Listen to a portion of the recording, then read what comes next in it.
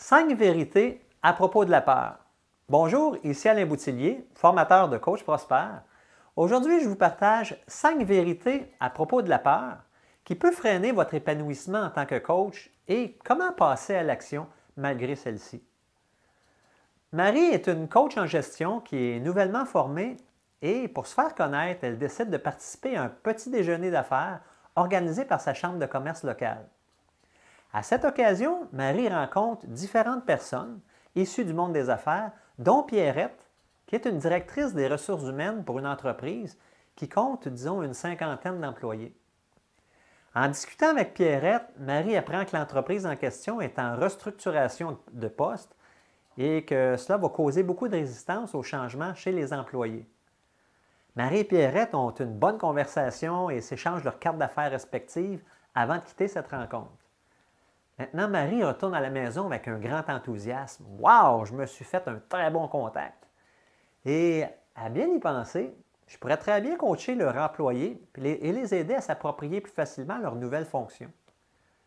Marie se met alors à écrire une offre de service qui, si elle est acceptée par Pierrette, pourrait lui fournir un revenu assuré pour les prochains 6 mois.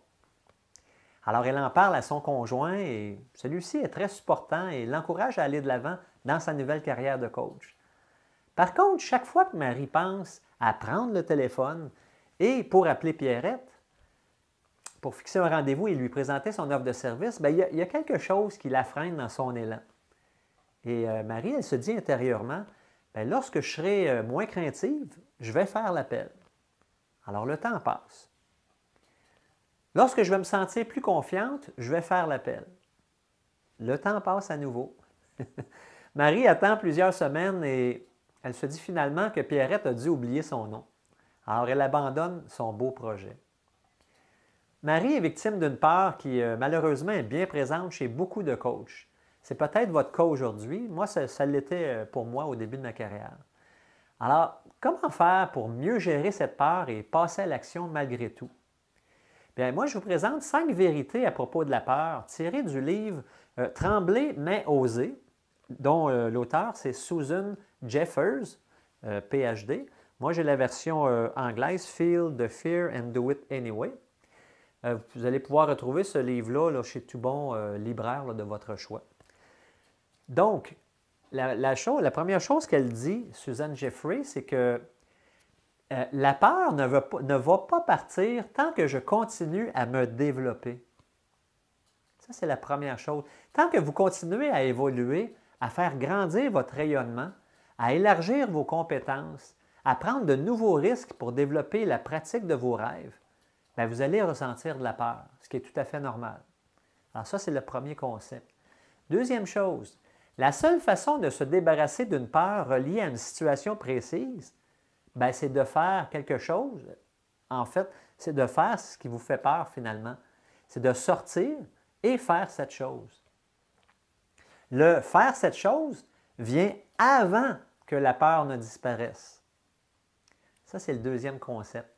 Le troisième concept, c'est la seule façon de me sentir mieux à propos de moi-même, c'est de sortir et faire cette chose qui me fait peur.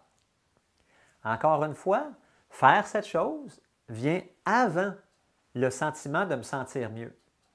Lorsque l'on passe à l'action et que l'on fait cette chose qui nous faisait peur, notre estime de soi s'élève et notre confiance en soi également. Ce sentiment de bien-être se passe après avoir fait cette chose. Quatrième principe, je vais ressentir de la peur chaque fois que je suis en territoire étranger, mais c'est également le cas pour tout le monde. Les gens que vous avez en haute estime ont généralement ressenti de la peur. C'est humain, c'est normal. Cinquième concept, traverser la peur, c'est moins effrayant que de vivre avec la crainte de me sentir désemparé et sans ressources. En allant de l'avant, vous faites face aux défis qui ne sont là que pour former votre caractère et pour vous éveiller à vos ressources. Alors maintenant, si vous avez encore cette petite voix qui vous dit à l'occasion que vous ne serez peut-être pas à la hauteur de la situation ou que vous n'avez pas ce qu'il faut pour coacher tel ou tel individu, moi, je vous invite vraiment à découvrir ma vidéo de formation gratuite intitulé « Le syndrome de l'imposteur, 3 étapes pour s'en débarrasser ». Dans cette vidéo, je vous propose un exercice qui va vous faire prendre conscience de vos compétences et de vous redonner confiance. Cliquez simplement sur le lien ci-dessous dans la boîte de description pour accéder immédiatement à cette vidéo de formation gratuite. Ici Alain Boutillier, formateur de Coach Prospère, au plaisir de vous accompagner.